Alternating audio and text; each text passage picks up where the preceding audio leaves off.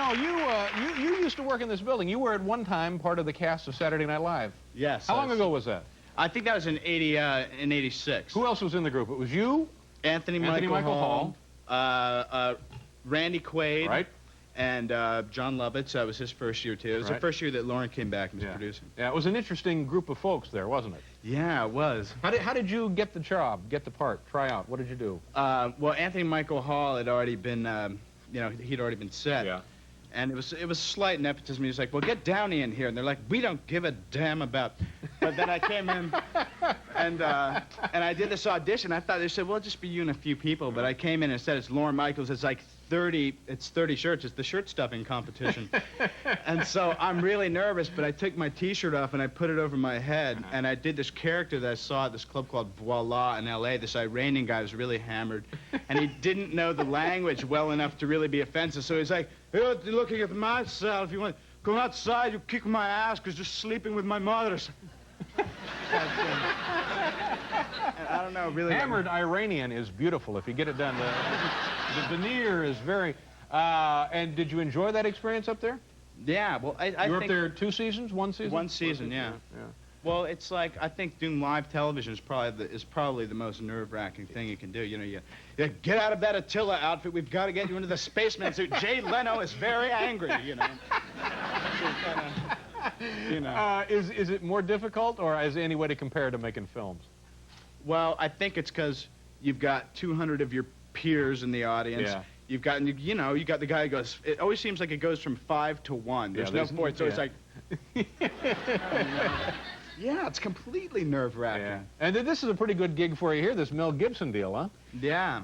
It's called Air America, and I play a guy who's like eye in the sky traffic reporter in 1970 in Los Angeles, and he gets in a little kind of air-to-ground tiff with this guy driving an 18-wheeler. And so next thing he knows, he's lost his license, so he winds up getting approached. He winds up flying in Laos for this outfit called Air America, which was was like the CIA kind of deal. Yeah, it was like a CIA's airline, and they flying like, you know, rice, pigs, guns, illicit you know, like all kinds of stuff. And did you? And this is a real talk show question here, but did you get a chance to actually fly helicopters while you were doing this? Yeah. Well, I mean, if you were directing a film, you say, you know, let Bob take the stick on this one. You know, I don't think so. But I went and took some lessons, and I was with this guy who was like, well, I'll take you out by the beach. My name's Todd, and I'm into it. Yeah. I was at the beach, you know. Just first gonna drop by and see my girlfriend, you know, and we'd go out by Gladstone's, this restaurant on Sunset, right, you know. Yeah. And he's like waving to his girlfriend out the window, like, this is so surreal.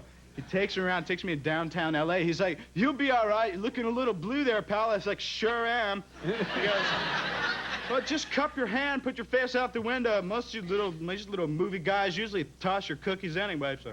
Yeah. But did he actually let you control the helicopter? Yeah, well, once you're up... Helicopters, are they safe or are they not safe? They're this one, like the Bell helicopter, is supposed to be the safest single-engine flying machine, right? But the thing is, it's like, it's once you're up there, you're flying, it's like there's nothing to hit, so it's like you can't go too wrong unless you go, what about that, you know?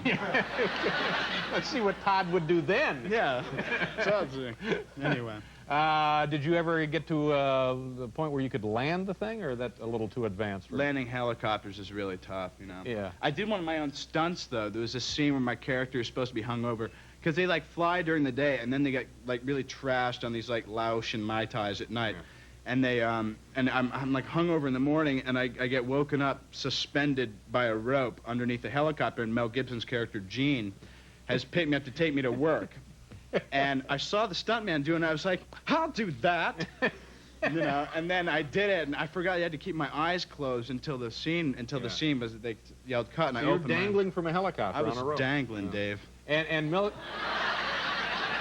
And Mel Gibson is Gene in this film. Is that what you're saying? Mel Gibson is Gene. Plays the part of Gene. Yeah. And had you worked with him before? No. Did you guys get along all right? Yeah, he's really great. Yeah. He's really great. What was the first film you were in? Was this one of your dad's projects? Oh, yeah, the first film I was in, my father got a grant to do this movie called Pound, which is about dogs in a pound. And so I think he got like some like National Geographic type grant, and then he said, I believe I'll cast people to play the dogs. And so it will make it more realistic. So he cast he cast a guy with a silk robe on to be the boxer, and a Mexican guy to be the Chihuahua. Hey. And he got a bald guy to be the Mexican hairless. And my first line was, I was 6 years old, I was supposed to play a puppy.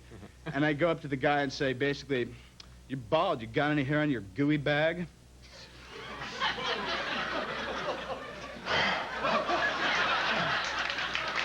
I'm sorry. So let me get this straight.